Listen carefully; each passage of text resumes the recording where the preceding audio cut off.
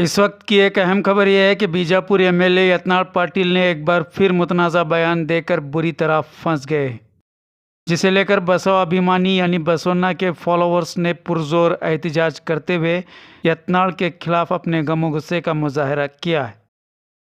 इनका कहना है कि यत्नाल ने अपने ही एक बयान में बसवेश्वर को लेकर तौहीन-आमोज़ कलिमात इस्तेमाल किए, जिसे लेकर इस वक्त बसवन्ना के मानने वालों में नाराज़गी देखी जा रही है। आज डिप्टी कमिश्नर के जरिए हुकूमत को अर्जदाश्त पेश करते हुए यत्नाल के खिलाफ सख्त कानूनी कार्रवाई का मुतालबा किया गया। पेश है एक रिपोर्ट।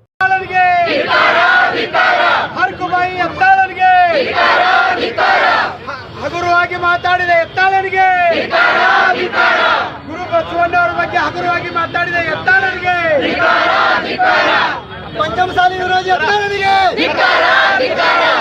ಪಂಚಮಸಾಲಿ ವಿರೋಧಿ ಯತ್ನಾಳನಿಗೆ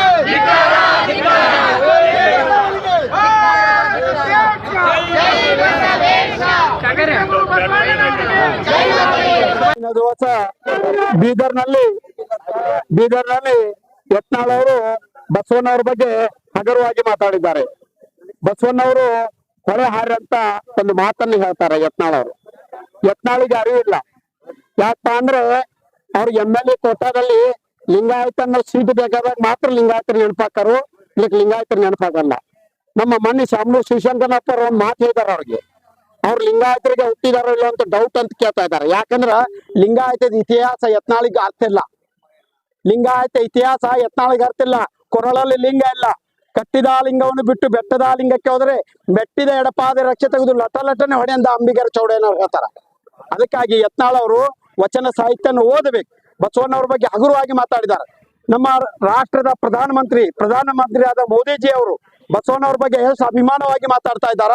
ಮೋದಿಜಿ ಅವರಾದ್ರೂ ಕೂಡ ಯತ್ನಾಳ್ ಇವತ್ತಿನ ದಿವಸ ನಾವು ಬೆಳಗಾವದಲ್ಲಿ ಅವ್ರಿಗೆ ಓಪನ್ ಚಾಲೆಂಜ್ ಮಾಡ್ತಾ ಇದ್ದೀವಿ. ಓಪನ್ ಚಾಲೆಂಜ್ ಅವ್ರು ಎಲ್ಲಾದ್ರೂ ಕರಿ ಅಂದಾರಲ್ಲ, ನೀವು ಬರ್ರಿ ಬೆಳಗಾವಿಗೆ ಬರ್ರಿ, ಬಸವಣ್ಣವ್ರ ಇತಿಹಾಸನ ನಾವು ನಿಮಗ್ ತಿಳಿಸ್ತೇವ. ನೀವು ಲಿಂಗಾಯತರಾಗ ಹುಟ್ಟಿದಾಗ ಕೂಡಲೇ ಲಿಂಗಾಯತರಾಗಕ್ ಸಾಧ್ಯ ಇಲ್ಲ. ಲಿಂಗ ತತ್ವವನ್ನು ತಿಳ್ಕೊಬೇಕು, ಇತಿಹಾಸವನ್ನು ತಿಳ್ಕೊಂಡಾಗ ಮಾತ್ರ ನೀ ಲಿಂಗಾಯತರ ಕರೀಲಿಕ್ಕೆ ಆಗಕ್ ಸಾಧ್ಯ ಇಲ್ಲ. ನೀವು ಕ್ಷಮೆ ಕೇಳೋದಲ್ಲ, ನಿಮ್ಮ MLA ಇಂದಾನ ವಜಾ ಮಾಡ್ಬೇಕಂತ ನಮ್ಮೆಲ್ಲರ ಬೇಡಿಕೆ.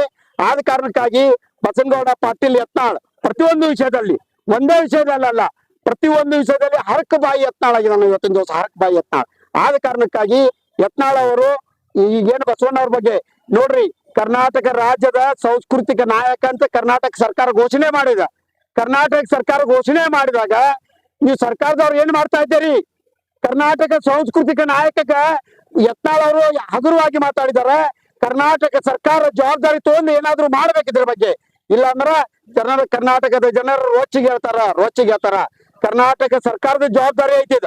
ಕರ್ನಾಟಕ ಸಾಂಸ್ಕೃತಿಕ ನಾಯಕ ಗುರು ಬಸವಣ್ಣವ್ರಿಗೆ ಹಗುರವಾಗಿ ಮಾತಾಡಿದಕ್ಕಾಗಿ ಕರ್ನಾಟಕ ಸರ್ಕಾರದವರು ಇದ್ರ ಬಗ್ಗೆ ನಿರ್ಣಯ ತಗೋಬೇಕಂತ ನಮ್ಮೆಲ್ಲಾ ಬೆಳಗಾವಿ ಬಸವಾಭಿಮಾನಿಗಳಿಂದ ವಿನಂತಿ ಮಾಡ್ತಾ ಇದ್ದೇನೆ. ನೋಡ್ರಿ, ಲಿಂಗಾಯತ ಇದೊಂದು ಧರ್ಮ. ಹಿಂದೂ, ನಾವು ಭಾರತದೊಳಗೆ ಇದ್ದವ್ರೆಲ್ಲರೂ ನಾವೆಲ್ಲರೂ ಹಿಂದೂ ಸಂಸ್ಕೃತಿ ಉಳ್ಳವ್ರನ್ನೇ, ಅದ್ರೊಳಗಿನ ಎರಡು ಮಾತಲ್ಲ. ಲಿಂಗಾಯತ ಇದೊಂದು ಸ್ವತಂತ್ರ ಧರ್ಮ.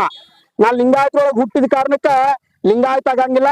ಲಿಂಗ ತತ್ವ ತಿಳ್ಕೊಬೇಕು. ನಮ್ಮ ಗತೆ ಯತ್ನಾಳ್ ಎದಿಮ್ಯಾಗ ಇಲ್ಲ ಲಿಂಗ ಕಟ್ಟಿದ ತೆಗೆದು ತೋರ್ಸ ಅಂದಾಗ ಅವ್ರು ಲಿಂಗಾಯತ ಅಂತೇವ್ ನಾವು. ಯಾರು ಲಿಂಗವನ್ನು ಕಟ್ತಾರಲ್ಲ ಅವ್ರು ಲಿಂಗಾಯತರು. ಯಾರು ಕೊಳ್ಳಾಗ ಲಿಂಗ ಇಲ್ಲ ಅವ್ರಂಗ ಲಿಂಗಾಯತರ ಹಾಕಾರು. ಅವ್ರು ಲಿಂಗಾಯತ ಸಾಧ್ಯನೇ ಇಲ್ಲ. ಅವ್ರು ಕೊಳ್ಳಾಗ ಲಿಂಗ ಇಲ್ಲ ಅಂದ್ರೆ ಅವಂಗ ಲಿಂಗಾಯತ ಧಾರ್ಮಿಕ ಸಂಸ್ಕಾರ ಇಲ್ಲ ಅವ್ಗ. ಅವಂಗೆಲ್ಲ ಐತಿ ಬಸವಣ್ಣವ್ರ ಬಗ್ಗೆ ಮಾತಾಡೋ ಹತ್ತು ಅವನಿಗಿಲ್ಲ. ಓಪನ್ ಚಾಲೆಂಜ್ ಬೆಳಗಾವ್ರಾಗ ಬರ್ಲಿ ಅವ್ರು. ಅಂತ ಮಾತಿಗೆ ಹೇಳ್ಕೊಂತಾನೆ, ಬಸವಾಭಿಮಾನಿ ಅಂತ ಮಾತಿಗೆ ಹೇಳ್ಕೊಳ್ತಾನೆ. ಆದ್ರೆ ಗುರು ಬಸವಣ್ಣನವರ ಬಗ್ಗೆ ಅವನಿಗೆ ಅರಿವಿಲ್ಲ. ಈ ಬಸವಣ್ಣನವರು ಹೊಳೆ ಹಾರಿದ್ರು ಅಂತೇಳಿ ಬಿಟ್ಟು ಹೇಳ್ತಾನಲ್ಲ, ಇವನಿದ್ನ ಅಲ್ಲಿ ನೋಡ್ಲಾಕ, ಹೊಳೆ ಹಾರಿದ್ರು ಅಂತ ಇದ್ರ ಅವನು ನೋಡ್ಲಾಕ ಅಲ್ಲ. ನೀಲಾಂಬಿಕಾ ತಾಯಿ ಅವ್ರು ಹೇಳ್ತಾರೆ ಬಸವಣ್ಣನವರು ಬಯಲಿನಲ್ಲಿ ಬಯಲಾದರು ಅಂಥೇಳಿ. ಸಿದ್ದರಾಮೇಶ್ವರರು ಹೇಳ್ತಾರೆ ಬಯಲಿನಲ್ಲಿ ಬಯಲಾದರು ಅಂತ ಹೇಳಿಬಿಟ್ಟು. ಅದೇ ರೀತಿಯಲ್ಲಿ ಅನೇಕರು ಬಸವಣ್ಣನವರ ಬಗ್ಗೆ ಪುರಾಣವನ್ನ, ಸಾಹಿತ್ಯವನ್ನ ಎಲ್ಲ ಬರೆದಿದ್ದಾರೆ. ಅವರೆಲ್ಲರೂ ಹೇಳೋದೇನು ಅಂತಂದ್ರೆ ಬಸವಣ್ಣನವರು ಲಿಂಗೈಕ್ಯರಾದರು ಅಂತ.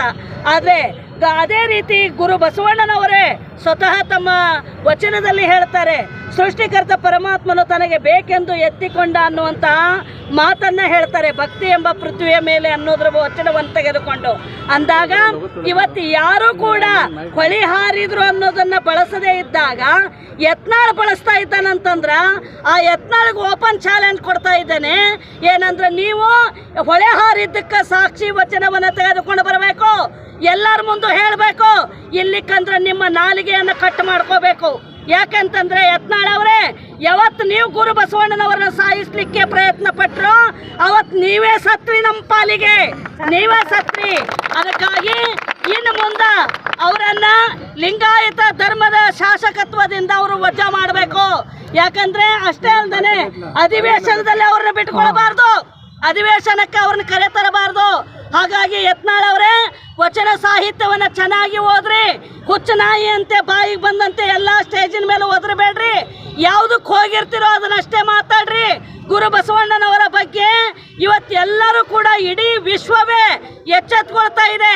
ಏನಾದರೂ ಆಗಬಹುದು, ದೇವರಾದರೂ ಆಗಬಹುದು, ಬಸವನಾಗಲು ಬಾರದಯ್ಯ ಅನ್ನುವಂತಹ ಒಂದು ಸ್ಥಿತಿಯಲ್ಲಿ ಗುರು ಬಸವಣ್ಣರ ಬಗ್ಗೆ ಎಲ್ಲರೂ ತಿಳಿದಾಗ ನೀವು ಬಸವಣ್ಣರ ಬಗ್ಗೆ ಹಗರವಾಗಿ ಮಾತಾಡ್ತಾ ಇದ್ದೀರಿ. ದಯವಿಟ್ಟು ಅದನ್ನ ವಾಪಸ್ ತಕ್ಕೊಳ್ರಿ.